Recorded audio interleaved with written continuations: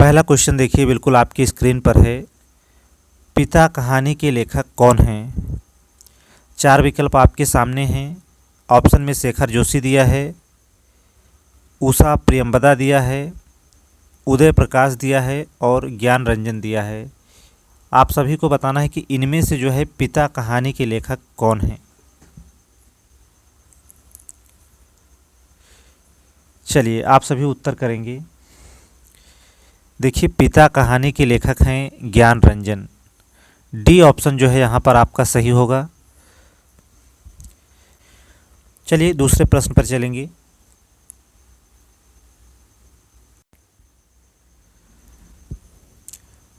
महत्वपूर्ण पंक्ति दी गई है। देखिए, भेजे मन भावन के ऊधव के आवन की सुधि ब्रज गावन में पावक जबे लगी। इस पंक्ति के रचनाकार जो है कौन है?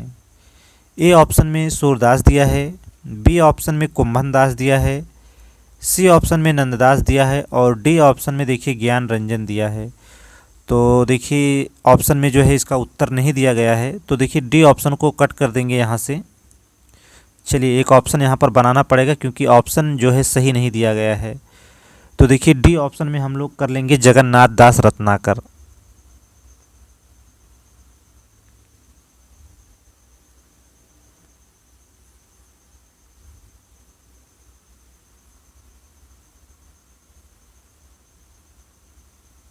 चलिए डी ऑप्शन में दे दिया गया है जगन्नाथ दास रत्नाकर। मुझे लगता है उत्तर देना आपके लिए बिल्कुल आसान हो गया होगा।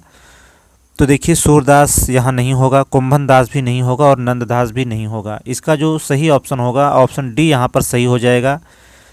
भेजे मन भावन की ऊधव के आवन की सुधि ब्रज गावन में पावक जबें लगी। इस पंक्ति के जो रचनाकार हैं वह हैं जगन्नाथ दास रत्नाकर। डी ऑप्शन जो है यहाँ पर पूरी तरह से सही हो जाएगा। और देखिए यह जो पंक्ति है उद्धव शतक से ली गई है। 1929 में जो है उद्धव शतक 1929 में आई।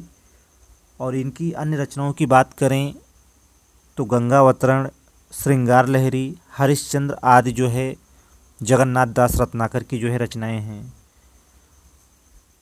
देखिए महत्वपूर्ण यह नहीं है कि यह पंक्ति जो है जगन्नाथ दास रत्नाकर की है, महत्वपूर्ण यह भी है कि यह पंक्ति जो है उनकी किस रचना से जो है ली गई है। तो यह पंक्ति जो है ली गई है उद्धव शतक से। चलिए आगे बढ़ेंगे, क्वेश्चन नंबर 3 पर चलेंगे। डॉक्टर नगेंद्र ने किस युग को स्थूल के प्रति सूक्ष्म का विद्रोह कहा है? ऑप्शन ए में दिया है भारतेंदु युग को, बी ऑप्शन में दिया है भक्ति काल को, ऑप्शन सी में दिया है रीति काल को और डी में दिया है छायावाद को।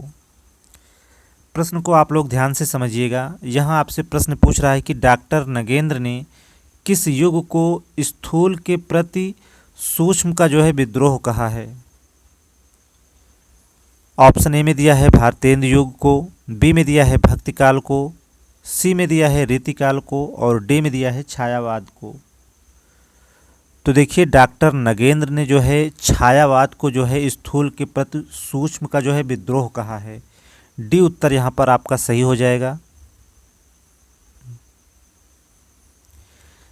चलिए आपके परीक्षा में जो है इसी प्रकार से प्रश्न आएंगे, चाहे वो एडेड जूनियर भर्ती का पेपर हो या टीजीटी पीजीटी हो और यूपी टीटी और सुपर टेट की परीक्षा में भी ऐसे ही प्रश्न पूछे जाएंगे। क्वेश्चन नंबर 4 पर जो है आगे बढ़ेंगे।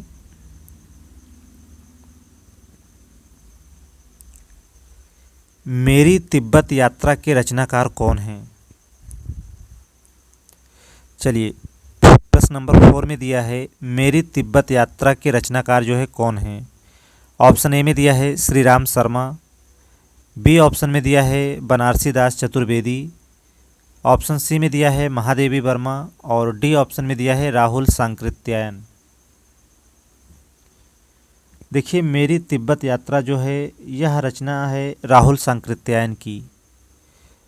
प्रश्न नंबर 4 का जो है सही उत्तर हो जाएगा ऑप्शन नंबर डी। और देखिए राहुल सांकृत्यायन की अन्य रचनाओं की बात करें तो देखिए मेरी लद्दाख यात्रा, किन्नर देश में, घुमक्कड़ शास्त्र, यात्रा के पन्ने, एशिया के दुर्गम भूखंड, ये सभी रचनाएं जो है राहुल सांकृत्यायन जी की हैं। यहाँ आपसे मेरी तिब्बत यात्रा के रचनाकार कौन है पूछ रहा था, तो इसका जो सही उत्तर होगा option number D, Rahul Sankrityayan. इनकी अन्य रचनाओं की बात अभी हमने की। मेरी लद्दाख यात्रा, किन्नर देश में, घुमक्कड़ शास्त्र, यात्रा के पन्ने और एशिया के दुर्गम भूखंड। देखिए, मुझे लगता है आप सभी को अब जो है अध्ययन थोड़ा डीप करना होगा। ऐसा भी नहीं है कि यूपीटीटी का परीक्षा जो होगी उसमें आसान ही प्रश्न पूछे जाएंगे, ऐसा भी नहीं है। और सुपर टेट की जो परीक्षा होगी उसमें भी इतने आसान प्रश्न आएंगे, यह भी संभव नहीं है। और एडेड जूनियर भर्ती में तो इसी प्रकार से प्रश्न आपके आएंगे। टीजीटी पीजीटी के लिए भी यह प्रश्न उतना ही महत्वपूर्ण है। इसलिए आपको देखिए शून्य से लेकर आपको शिखर तक लेके चलेंगे। कुछ आसान प्रश्नों को भी रखा जाएगा, व्याकरण के भी कुछ प्रश्न होंगे। तो सभी प्रकार के जो पैटर्न होता है यूपीटीटी का, सुपर टेट का, टीजीटी पीजीटी का, इन सभी को ध्यान में रखकर जो है प्रैक्टिस सेट अब जो है तैयार किया जाएगा। चलिए आगे चलेंगे। हे राम तुम कहाँ हो, इस वाक्य में कौन सा कारक है? अच्छा क्वेश्चन है। ऑप्शन ए में दिया है संबंध कारक है, बी ऑप्शन में दिया है अधिकरण कारक है, ऑप्शन सी में दिया है संबोधन कारक है और डी ऑप्शन में दिया है अपादान कारक है। देखिए, हे राम के बाद जो चिन्ह आपको दिख रहा है यह जो है संबोधन कारक का चिन्ह है। आपका सही उत्तर हो जाएगा ऑप्शन नंबर सी। हे राम तुम कहाँ हो वाक्य में कौन सा कारक है, तो संबोधन कारक है। सी उत्तर जो है यहाँ पर सही होगा। और आप सभी को याद रहे कि संबोधन के लिए, देखिए संबोधन कारक के लिए जो है विस्मय सूचक शब्द का प्रयोग होता है। और हिंदी में जो है कारक के 8 भेद होते हैं। कर्ता कारक, कर्म कारक, करण कारक, संप्रदान कारक, अपादान कारक, संबंध कारक, अधिकरण कारक और संबोधन कारक। ये 8 कारक जो है हिंदी में होते हैं। यहाँ पर कौन सा कारक है, तो संबोधन कारक है। चलिए क्वेश्चन नंबर 6 पर चलेंगे। महादेव का पर्यायवाची शब्द चुनिए।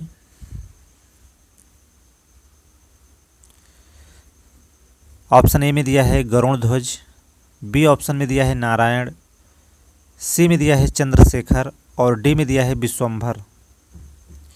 चलिए आप सभी को बताना है कि महादेव का जो है पर्यायवाची शब्द इसमें से क्या होगा। देखिए, गरुण ध्वज तो नहीं होगा, नारायण भी नहीं होगा। अब आपको बताना है विश्वंभर होगा या फिर चंद्रशेखर। तो देखिए, विश्वंभर भी नहीं होगा क्योंकि विश्वंभर जो है विष्णु का पर्यायवाची है। यहाँ चंद्रशेखर जो है सही उत्तर होगा। महादेव का पर्यायवाची शब्द है चंद्रशेखर। सी जो है करेक्ट आंसर हो जाएगा प्रश्न नंबर 6 का। क्वेश्चन नंबर नेक्स्ट देखेंगे। चंदायन के रचयिता कौन हैं? ए ऑप्शन में दिया है मलिक मोहम्मद जायसी, बी में दिया है कुतुबन, सी ऑप्शन में दिया है मंझन और डी में दिया है मुल्ला दाऊद।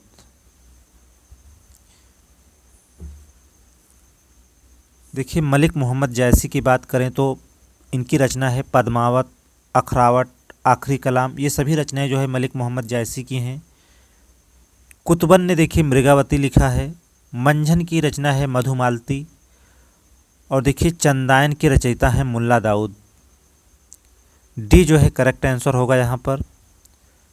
और देखिए चंदायन यह रचना जो है 1379 ईस्वी की रचना है। और आप सभी को यह भी पता रहे कि यह सूफी प्रेमाख्यान ग्रंथ है। चलिए आप सभी को थोड़ी सी डीप जानकारी जो है होनी चाहिए। चलिए क्वेश्चन नंबर 8 पर आगे बढ़ेंगे। द्विवेदी युग का नामकरण जो है किसके नाम पर किया गया है? ए ऑप्शन में दिया है आचार्य हजारी प्रसाद द्विवेदी के नाम पर, बी ऑप्शन में दिया है शांत प्रिय द्विवेदी के नाम पर, सी ऑप्शन में दिया है महावीर प्रसाद द्विवेदी के नाम पर, और डी में दिया है सोहनलाल द्विवेदी के नाम पर। आप सभी को उत्तर करना है कि द्विवेदी युग का जो नामकरण पड़ा वह किसके नाम पर पड़ा।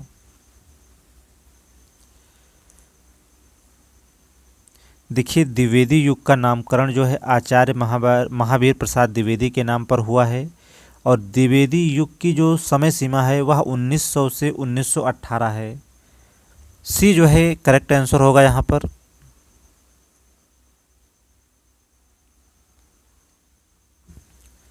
चलिए अगले सवाल को देखेंगे। अपने अपने पिंजरे यह आत्मकथा जो है किसकी है। देखिए, अपने अपने पिंजरे, आप पहले तो यह जान लीजिए कि यह एक आत्मकथा है। पूछ रहा है कि यह आत्मकथा किसकी है। ऑप्शन में दिया है ओम प्रकाश वाल्मीकि की है, बी में दिया है मोहनदास नैमिषारण्य की है, सी में दिया है जयप्रकाश करदम की है, और डी में दिया है शिवराज सिंह बेचैन की है। चलिए आप सब उत्तर करेंगे कि अपने अपने पिंजरे यह आत्मकथा जो है किसकी है।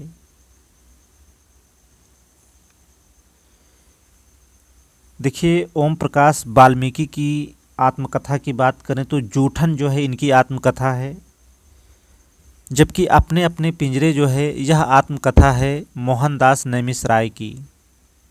बी जो है करेक्ट आंसर होगा यहाँ पर। और अपने अपने पिंजरे जो है 1995 की यह आत्मकथा है, और यह 2 भागों में है। देखिए, मोहनदास नैमिषारण्य की जो आत्मकथा है वह है अपने अपने पिंजरे, और यह हिंदी की पहली दलित आत्मकथा है। प्रश्न पूछा जाता है कि हिंदी की पहली दलित आत्मकथा कौन सी है, तो अपने अपने पिंजरे इसका सही उत्तर होगा। क्वेश्चन नंबर 10 पर चलेंगे। बुढ़ापा शब्द में कौन सी संज्ञा है। ए ऑप्शन में दिया है जातिवाचक संज्ञा, बी में दिया है भाववाचक संज्ञा, सी ऑप्शन में दिया है व्यक्तिवाचक संज्ञा, और डी में दिया है इनमें से कोई नहीं। चलिए आपके लिए थोड़ा आसान प्रश्न है, आपको बताना है कि बुढ़ापा शब्द में जो है कौन सी संज्ञा है।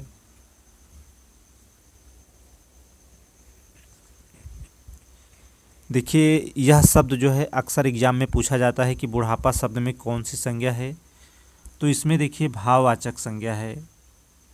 बी जो है करेक्ट आंसर हो जाएगा यहाँ पर।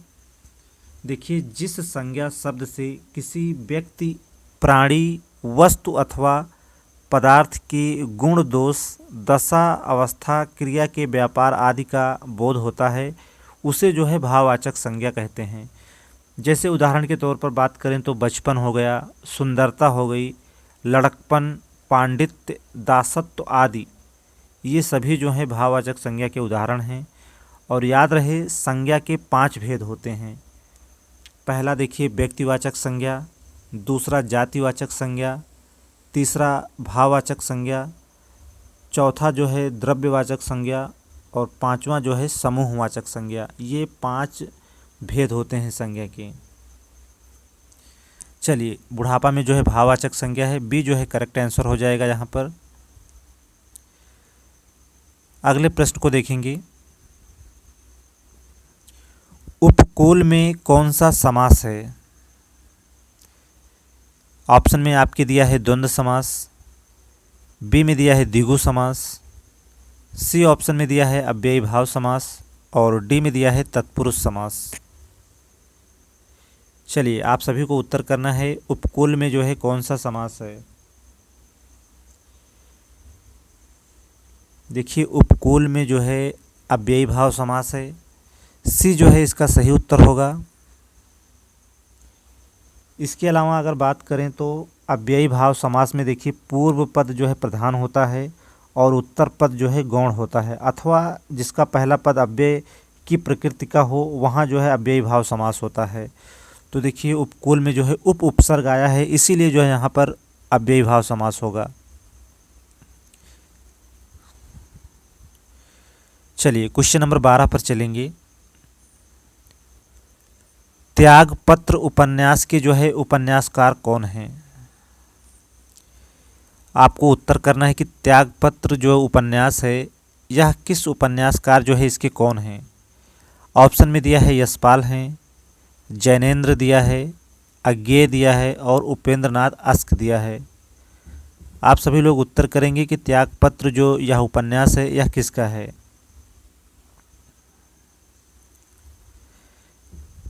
देखिए त्यागपत्र की थोड़ी सी पहले चर्चा करेंगे। त्यागपत्र में देखिए स्त्री के विद्रोही व्यक्तित्व का जो है चित्रण है। इसमें मृणाल, प्रमोद, शीला जो है मुख्य पात्र हैं और यह उपन्यास है जैनेन्द्र का। बी जो है यहाँ पर सही उत्तर होगा। जैनेन्द्र के अन्य उपन्यासों में देखिए परख सुनीता, कल्याणी, सुखदा, विवर्त और व्यतीत, ये सभी उपन्यास जो है जैनेन्द्र के हैं। इसके अलावा यशपाल के प्रमुख उपन्यासों की बात करें तो झूठा सच, मेरी तरफ उसकी बात है, ये उपन्यास हैं यशपाल के। जबकि आगे के उपन्यास की बात करें तो शेखर एक जीवनी, नदी के द्वीप, अपने अपने अजनबी, ये सभी उपन्यास जो हैं अज्ञेय के हैं। फिलहाल आपसे त्यागपत्र पूछ रहा था कि यह उपन्यास किसका है, तो सही उत्तर होगा जैनेन्द्र का है।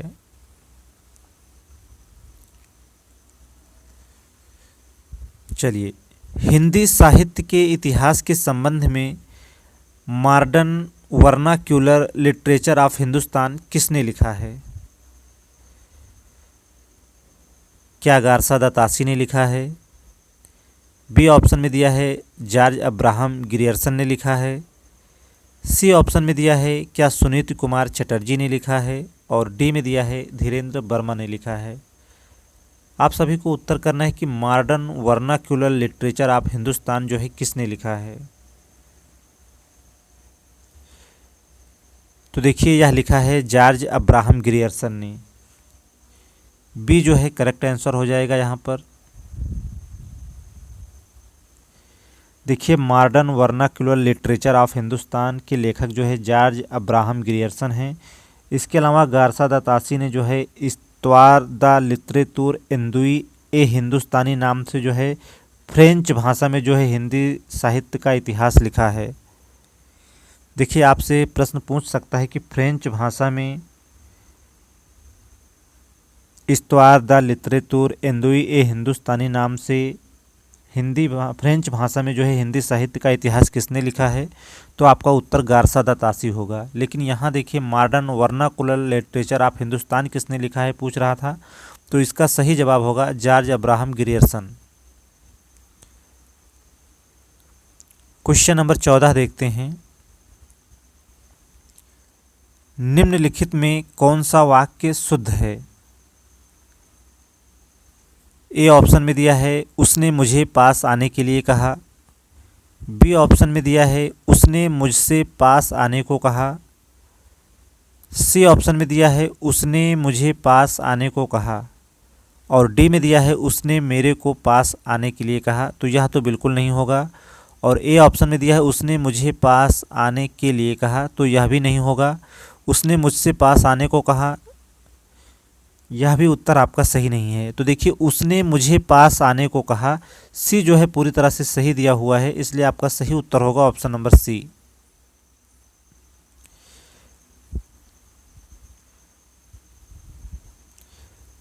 चलिए क्वेश्चन नंबर 15 देखिए आप सभी।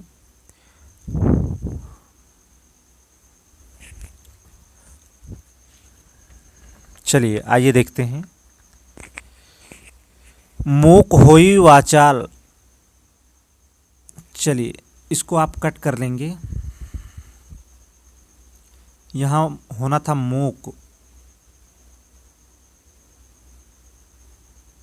चलिए मूक होई वाचाल पंगु चढ़े गिरवन गहन जासु कृपा सो दयाल द्रवु सकल कलिमल दहन। इस पंक्ति में कौन सा छंद है। चलिए इसके स्थान पर आप लोग सुधार लेंगे, मूक होई वाचाल कर लेंगे। मूक होई वाचाल पंगु चढ़े गिरबन गहन जासु कृपा सो दयाल द्रवु सकल कलिमल दहन। इस पंक्ति में जो है कौन सा छंद है। ऑप्शन में आपकी सोरठा दिया है, चौपाई दिया है, दोहा दिया है और बरवे दिया है। चलिए आपको बताना है इसमें जो है कौन सा छंद है। तो देखिए इसमें जो है सोरठा छंद है। ये उत्तर जो है आपका यहाँ पर सही होगा। और देखिए सोरठा जो है एक अर्ध सममात्रिक छंद है या दोहे का जो है विपरीत होता है। इसके प्रथम एवं तृतीय चरण में जो है 11-11 मात्राएं तथा द्वितीय एवं चतुर्थ चरण में जो है 13-13 मात्राएं होती है। इसलिए यहाँ पर जो है सोरठा छंद है। ये जो है करेक्ट आंसर होगा यहाँ पर। अगले प्रश्न पर जो है चलेंगे। मैथिली शरण गुप्त ने जो है नहीं लिखा है, आपको बताना है। या फिर आप लोग उत्तर करें कि मैथिली शरण गुप्त की इसमें से कौन सी रचना जो है नहीं है। देखिए साकेत ऑप्शन ए में दिया है, बी में कामायनी दिया है, सी में जयद्रथ वध दिया है और डी में दिया है यशोधरा। तो साकेत तो देखिए मैथिली शरण गुप्त ने लिखा है, यह तो हमारा उत्तर नहीं है क्योंकि आपसे पूछ रहा है कि इसमें से जो है मैथिली शरण गुप्त ने क्या नहीं लिखा है। और जयद्रथ वध भी देखिए मैथिली शरण गुप्त का है और यशोधरा भी देखिए मैथिली शरण गुप्त का है। जबकि कामायनी देखिए जयशंकर प्रसाद की रचना है, इसलिए बी जो है आपका करेक्ट आंसर हो जाएगा। आपसे पूछ रहा था कि मैथिली शरण गुप्त ने क्या नहीं लिखा है, तो कामायनी उन्होंने नहीं लिखा है। और कामायनी रचना है, यह एक महाकाव्य है और जयशंकर प्रसाद जो है इसके रचनाकार हैं। देखिए मैथिली शरण गुप्त की कुछ और रचनाओं की बात करें तो रंग में भंग, भारत भारती बहुत पूछी जाती है मैथिली शरण गुप्त की। साकेत भी बहुत आता है परीक्षा में, जयद्रथ वध भी बहुत पूछता है और यशोधरा भी बहुत ही महत्वपूर्ण है। इसके अलावा द्वापर और पंचवटी भी जो है मैथिली शरण गुप्त की रचनाएं हैं। जयशंकर प्रसाद की कुछ महत्वपूर्ण रचनाओं की अगर बात करें तो उर्वशी है, झरना है, आंसू है, लहर है और चित्राधार है। ये सभी रचनाएं जयशंकर प्रसाद की हैं। देखिए हमने आपको बताया कि मैथिली शरण की जो महत्वपूर्ण रचनाएं हैं उसमें मैंने बात की रंग में भंग, भारत भारती, साकेत, जयद्रथ वध, यशोधरा, द्वापर और पंचवटी।